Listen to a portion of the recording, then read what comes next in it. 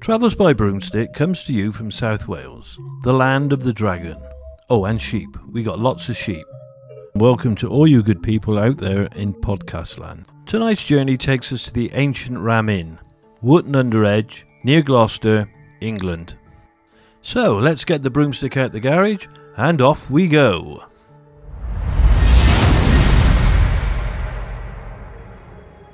So, here we are, we've just arrived outside the ancient Ram Inn, which is famous throughout the world for its history and hauntings. Built in 1145, the inn's first recorded use was for housing the masons who worked on the construction of St Mary's Church. In fact, there are underground tunnels that are said to connect the Ram to the church. St Mary's Church is one of the oldest churches in the area, consecrated on the 19th of August 1283 by the Bishop of Worcester, Godfrey Gifford. The Ram Inn is a Grade II listed building and is mentioned in the Domesday Book. It is said to be built on two intersecting ley lines that can be traced all the way back to the mysterious monument of Stonehenge. Is this what's conjuring all of the supernatural entities that haunt you?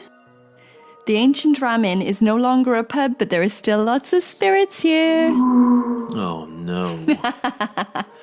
Well, the outside of the Ram Inn shows it's a very old building. There's lots of oak beams and wattle and daub.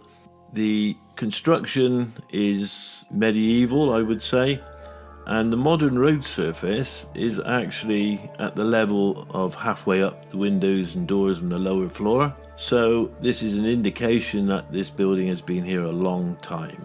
The entrance we can use is around the back, so we're going to proceed to the back of the building now. As we're about to enter the building, I notice that the door handle is a iron ram's head, which is appropriate, and as we go into the building, we come into the main living area. The late John Humphreys purchased the Ram to preserve the building and to stop it from being demolished. During John's first night at the Ram in October 1968, he was grabbed by the hands and dragged out of his bed by a demonic force. He soon came to realise that the Ram was haunted and these ghostly goings-on would become a regular occurrence. So entering into the living quarters, oh wow, this is a really lovely room. And I can see all of John's biker jackets hung up on the beam there, and I'm led to believe that this used to be a coaching inn and this actually used to be the stable block. I can see some bricked up windows, which is probably due to the window tax that was introduced in 1696. And the sofa is where John slept for the last 8 years of his life. He kept a Bible on the dining room chair and built a little fort out of books. He was a deeply religious man and trained to be a Baptist minister when he came out to the RAF. He was definitely a character. He was very passionate about the Ram Inn and worked hard to expose the original timbers and brickwork. He was a carpenter and joiner by trade. Until his death in December of 2017, he was regularly attacked by the lustful grasp of a succubus. So, you're sitting on the sofa right now. Are you feeling lustful grasps of a succubus? Unfortunately not. So just before we depart the living area, all the walls are stone, and just opposite the sofa is a big fireplace, open fire, with lots of horse brasses on an oak beam across the top. So we're now going to proceed into the area behind the sofa, and there is a table, a couple of portraits, old oil paintings on the wall, and around the table are 5 or 6 chairs, and through here we proceed to the men's kitchen. Just as we were passing through here, we were filming. I had a GoPro and another camera going. The tech went off and the batteries registered as being completely empty. Having charged them just before we arrived at the Ram Inn, I find this very surprising, and it was a very odd occurrence.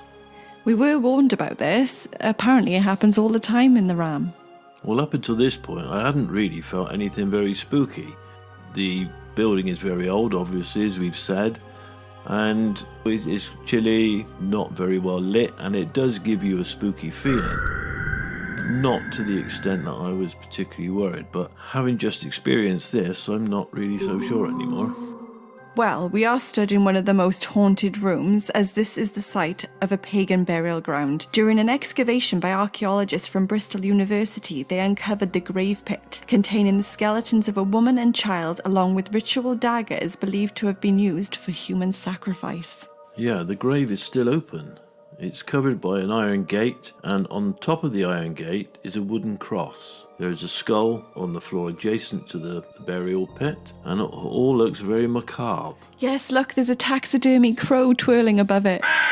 Yeah, and in the low light of the building, the crow does actually make it very spooky indeed. So from where we're stood at the moment, we can see into what used to be the old bar. This old bar area seems to be decorated with a nautical theme. There are lifebelts and a ship's steering wheel. At the far end is a huge fireplace with dark oak beams across the top and lots of horse brasses. There is a taxidermy ram's head mounted on the fireplace, which continues the ancient ram theme. There are a few spirits supposed to be in this room. There is a spirit of a former innkeeper and his daughters, which are often seen here. And a lady known as Elizabeth is believed to have been brutally murdered and buried beneath the bar. That puts a whole new meaning to propping up the bar, doesn't it? From here we're going to move on to the stairwell. The stairway is a very narrow stairs with a 90-degree turn in the middle. The bottom of the stairs is a large crucifix attached to the wall. And there is actually a photograph, I believe, of a misty entity moving up the stairs about the size of a human being. So this entity is supposed to be the incubus. Can you feel the incubus? I thought that was you prodding me. No, that is spooky. So we go up the stairs, and the first room we come to on the landing is the witch's room. This is my favourite room. We are Travels by Broomstick after all, so there had to be a witches somewhere. Yes, now that makes two, doesn't it? Very funny. So, since this is your area of expertise, perhaps you could tell me something about it. Legend has it that the witch who was burned at the stake on September 27th, 1556 still haunts here. But we all know that her true crime was not actually witchcraft. It was that she did not practice the Christian faith. It is believed that she had fled from potential trial by government-sanctioned witch hunters and had hidden here in the ancient ram to avoid capture. Her spirit has been seen on numerous occasions, and a photograph of her has been taken standing in the window from outside. Inside, on the windowsill, are little ceramic black cats, and the room is decorated in a lot of different green colours. It actually feels like a witch's room. And there's a Ouija board on the table. The witch's room has a lot more light than some of the other rooms, but it does give me a very strange feeling. I'm sure it's not going to be as strange as the next room, as it's supposed to be the most haunted room here in the ancient ram. As we approach the bishop's room, there's a plaque on the door. It's wooden and it has a carved head. This room has a very different feel to the witch's room. It's vibrant and red with dark wood, and there's a spinning wheel. It's giving me Sleeping Beauty vibes. When the ram was a bed and breakfast, many guests refused to sleep in here. Those who did would wake in the dead of night and flee in total terror. The once Bishop of Gloucester, the Reverend John Yates, tried to exorcise the room, and I imagine the ram as a whole, and he failed, and he was quoted saying that the ancient Ram Inn was the most evil place that he had ever had the misfortune to visit. This is the most haunted room in the Ram Inn, and as has been described to you, it's very red, which is appropriate for the bishop's room. There are a number of hauntings, one of which is two monks, which appear regularly, and a cavalier which crosses the room. Numerous spiritual possessions have said to have happened here, and in the fireplace they found satanic and witchcraft artifacts. There are a number of mirrors in this room, and it makes you worried to look into them in case you see something you shouldn't. There's also a lot of paintings in this room of people's faces, so when you do look in the mirror, you kind of catch a glance at the painting. It freaks me out. Yeah, it looks like somebody's looking across your shoulder, doesn't it? It does. So there's a lot of religious artifacts in the room. There's red candles, there's Bibles, things that you would associate with a bishop. And then just preempting something that happens in the attic. Some of the people that sleep in this room actually complain that they can hear somebody dragging a body across the ceiling above them. So moving up to another small set of stairs that take us up into the attic. The attic has a very different feel. It's all original wood beams. It looks a bit like a barn actually, as you would imagine an old tied barn to be. A woman was murdered here, and her ghostly body can still be seen swinging from the rafters, and an eerie creaking can be heard from overhead. So we've now got 2 lots of stairs to descend to the ground floor. Will you go first or shall I? You can go first. Thanks for nothing. We've descended the stairs without incident, and we are now going to the barn. Here in the barn there is a genuine feel of fear and foreboding. There's said to be shadowy entities, and countless children's bodies are buried here. It's a really cold, cold place. It's creaky, it's eerie, it's dark. This has got to be by far the worst room I've been in.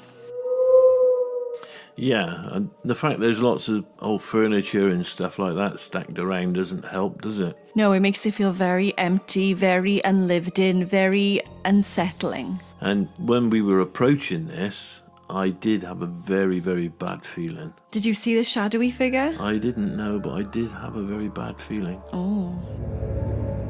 In fact, I can't really wait to get out this place now. That's a good idea. I think we should leave.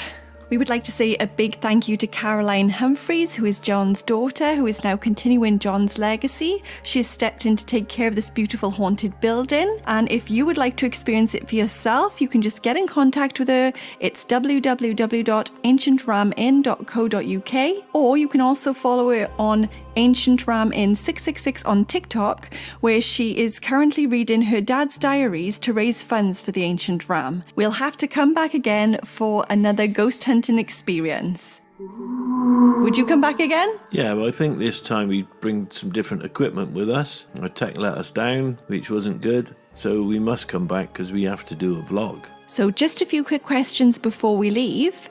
Which room did you find the most spooky, most haunted? I didn't like the barn. I didn't like the barn at all.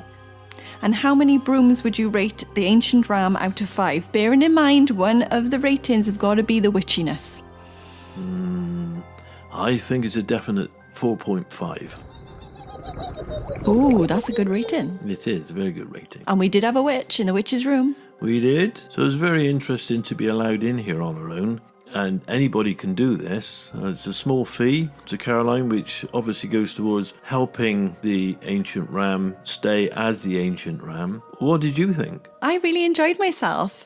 I think if you like the paranormal or even history, it's a wonderful place to come and visit. There's so much to see. We've definitely missed a lot of things. So going back, we'll be able to look at it all again and see the things that we've missed, and maybe catch a spirit or two when our tech finally works. Yeah, hopefully we'll get some film next time round. Well, there's only one thing to do now, and that's hop on our broomsticks and go back home. That's true. So that concludes our first podcast, which is available to you on all places good podcasts can be found. Please rate, follow, turn on episode notifications, like, subscribe, and hit that bell and all those good things. If you go to Instagram on travels_by_broomstick, you can comment where you'd like us to go next. And we'll see you in the next episode of Travels by Broomstick. I hope you've had a magical time. They can tell us where to go next. I think that's chancing Providence a bit, don't you?